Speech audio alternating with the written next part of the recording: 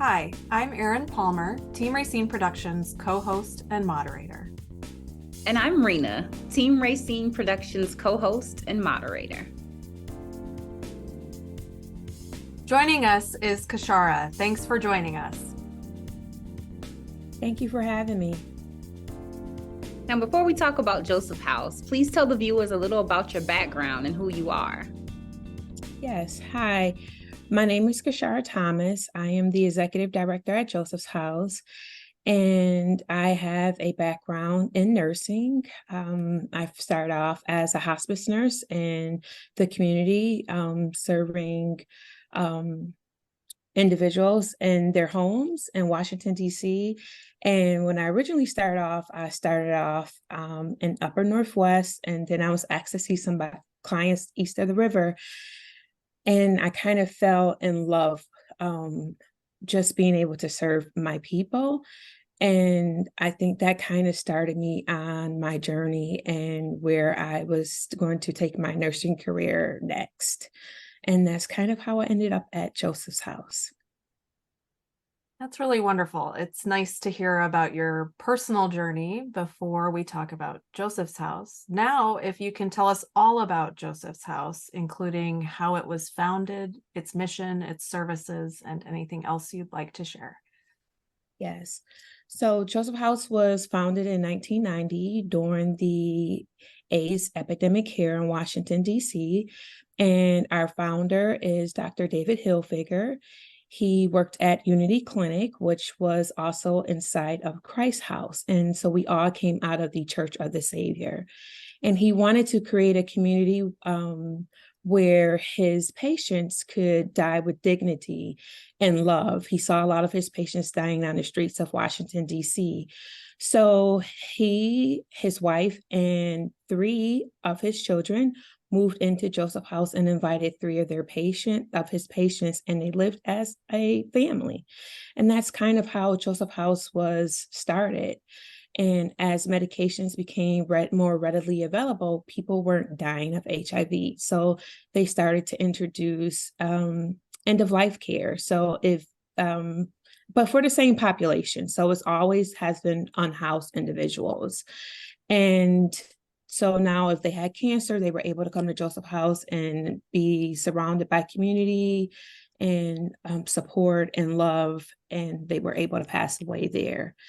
And so now we're primarily seen as a medical respite. And it's still for the same population. What we say is our clients are too well to remain in a hospital, but they're too sick to return to the streets or a shelter.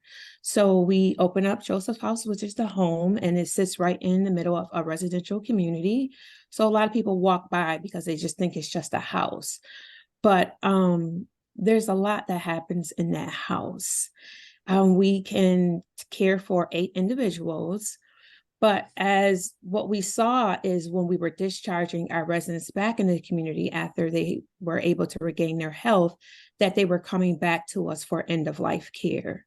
So now what we do is we continue to follow them. They come to Joseph House, and yes, they are sick enough where they still qualify for hospice services, but we know that once they're back underneath our care and the love and the support and connected to many healthcare providers, that they will regain their health. So when they get ready for discharge, we continue to serve them in the same capacity we would if they lived at Joseph's House.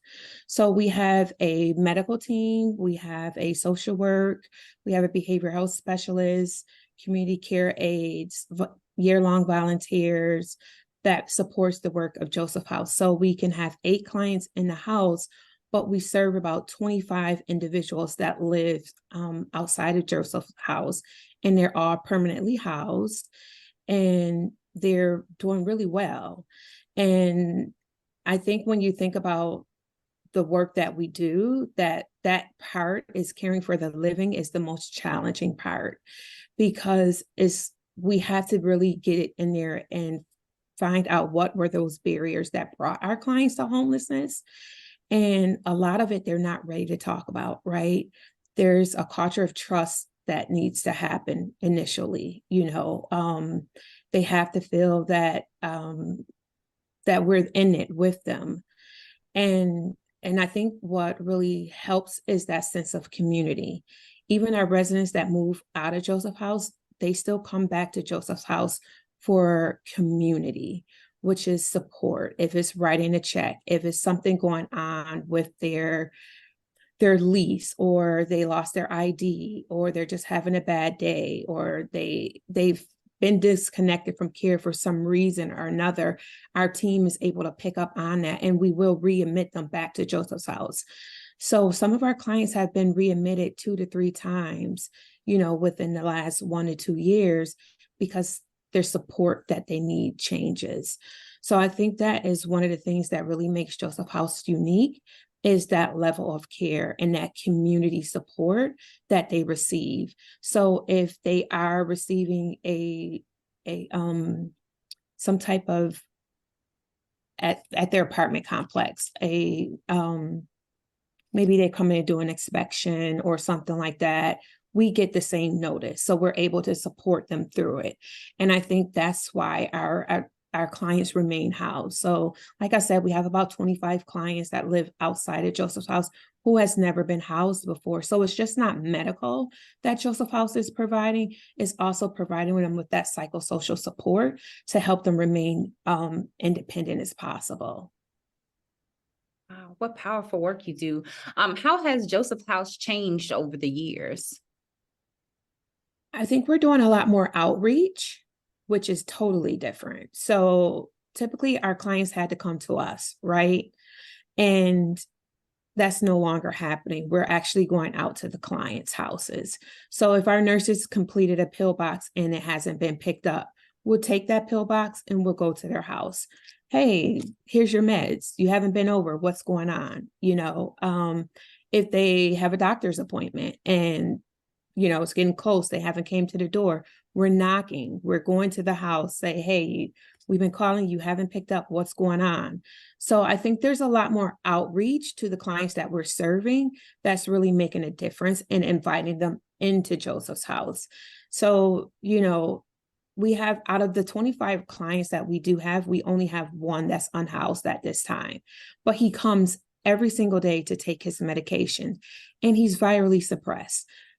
Out of those 25 clients that we serve, I would say about 95% of them are virally suppressed. And that is really because of Joseph's House and the support that they're receiving to remain as independent as possible.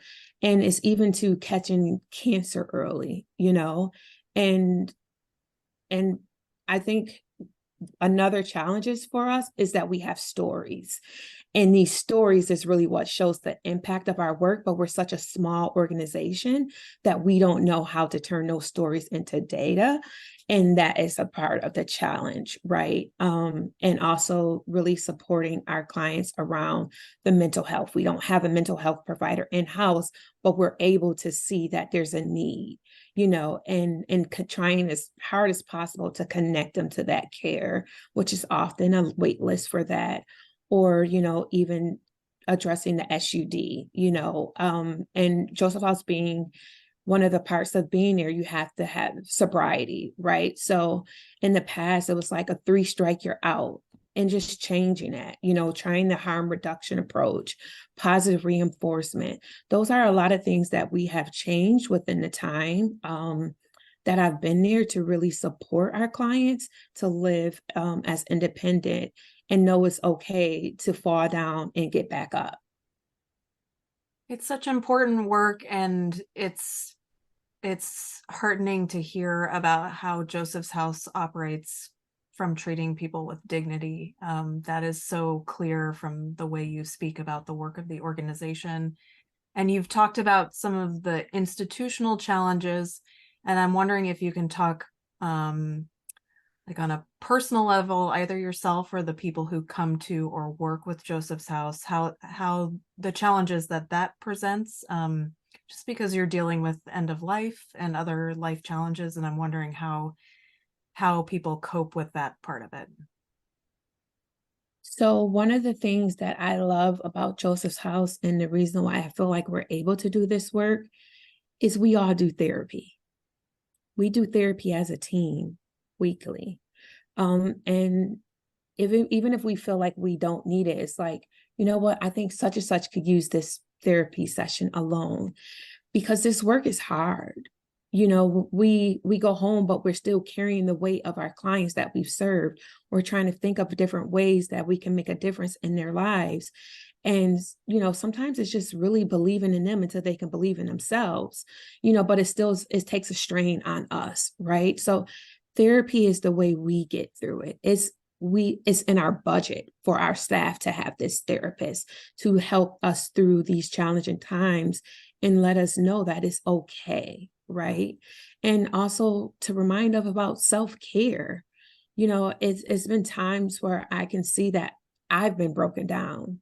And it's like, if you've been broken down, what do you think your staff is going through, right? And just to be able to identify that and be able to offer that support, I've never gotten it at another agency that I've worked for. And it's been put as part of the mission. Like, it's kind of like a requirement that we come together and we talk about these challenges that we're having or what we're feeling. And I think that is truly how we get through it. What inspires you to do the work that you do, and what have you learned from it? I feel like growing up, what really inspired me and made me connect to Joseph House, because when I started, I was a hospice nurse coming in to see their patients, right?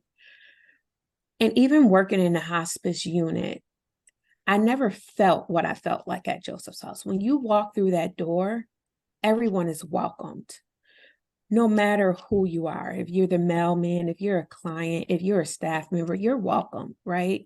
And it reminds me of growing up. Growing up, everyone within like a 5-mile radius was considered family. The doors was never locked. There was always a hot meal. There was always so much wisdom around the table, no matter who was giving it. And that right there makes an impact on someone's life. And to be able to do this on a daily basis and offer that same type of environment and be a part of it, I think that really is what draws me to the work. And to see that our clients are resilient, okay?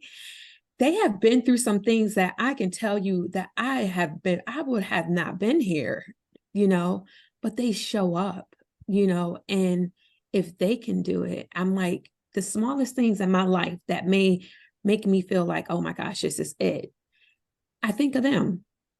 I think of them and what they have been through and how resilient they are. And they keep showing up for themselves, and not even for themselves. They show up for us. Like, I used to tell my husband, I am okay. I can walk. They're going to make sure I get to my car okay.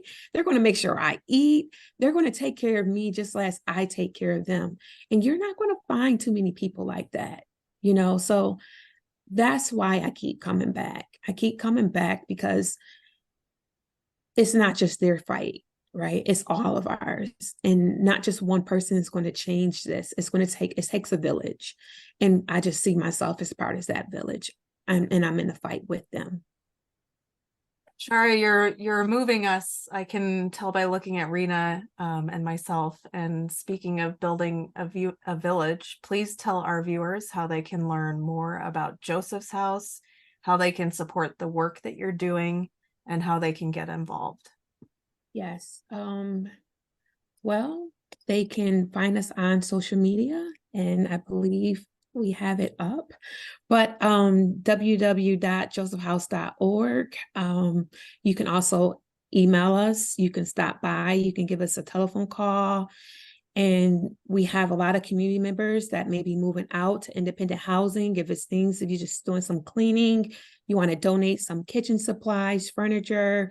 And if you just want to be a part of a community, you know, there's so many different ways. And if you go to our website, if you send us an email, we have a coordinator that will invite you into the community, and we can discuss what ways to get involved. And we want for those ways to get involved to really be meaningful to that person as well. So it's not just how you're serving us, but how is the work serving you too. So that turns into a whole nother conversation. But as long as you know how to reach us, we're ready and available to have that conversation with you.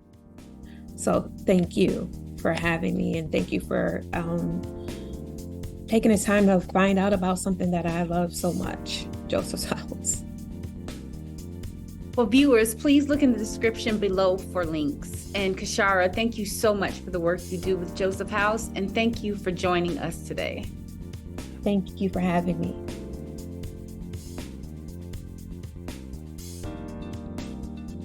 To those watching, please follow Team Rayceen on social media and subscribe to the Team Rayceen YouTube channel.